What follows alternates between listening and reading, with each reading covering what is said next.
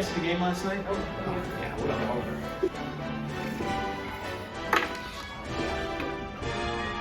Dude, what the heck, man? This is my seat. Dude, it's not assigned seats. It's been four months now. It's my seat.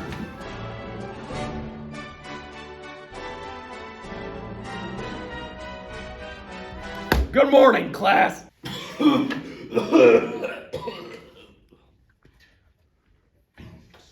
guys. I tried to call. All right, any questions on the homework? Nope. I have a question on 9. Is it in your notebook? Jogger!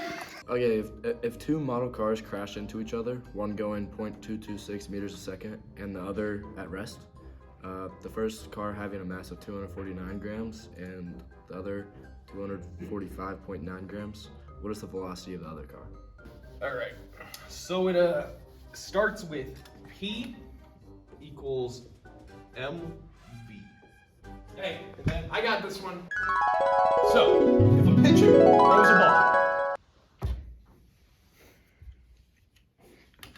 Go on. So, if a pitcher throws a baseball. We use the concepts of momentum to analyze the motion of the ball. We use the concept that P, momentum, is equal to mv, mass times velocity. We use other concepts such as the concept of impulse and Newton's third law, which help us analyze the motion as the ball travels. So, if a bat and baseball make contact, frankly, that's impulse. The change in momentum. So if the ball is at rest, it needs an impulse subjected to it in order to have momentum. When something's at rest, it has no momentum. But with an impulse, it has momentum. I didn't really understand the law of conservation of momentum from the book. Can you explain that? Allow me to explain. So let's change our reference frame. Let's say the baseball and this wall are a system. The initial momentum and the final momentum of the system stay the same. At rest, no momentum. It's an isolated system. So P sub 0 is equal to P. And will mass stay the same in the system unless it is added externally? Yeah. So what does this have to do with the car's problem? Listen! So if we have two cars moving at each other, we know one's velocity and both masses. We can use the extra info to find the other velocity. Since momentum equals mass times velocity, and the two cars have the same momentum, we can set the equations equal to each other to find the missing velocity. When we use our knowns, we can find the missing value. What if the two cars both had magnets on the front? That's a weirdly specific question. Momentum would be conserved if the magnets had opposite poles facing each other. What if the cars bounced off each other, though?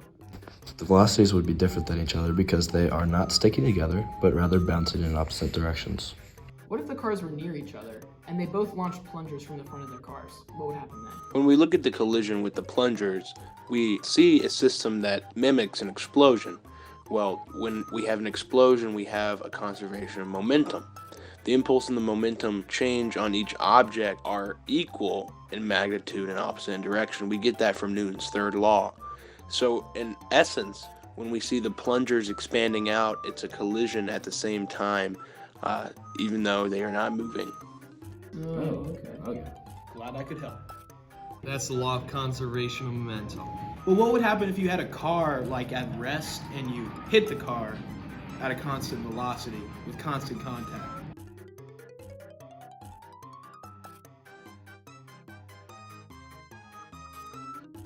And that would be the generalized momentum impulse principle. Where'd you learn all this?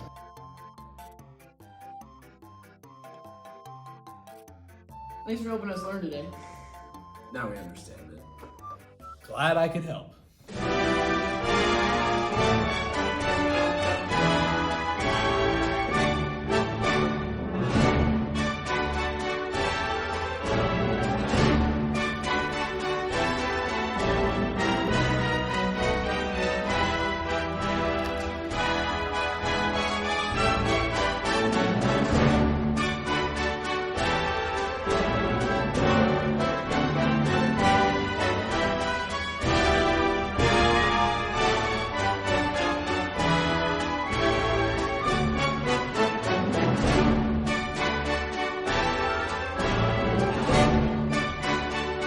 Do we get extra credit?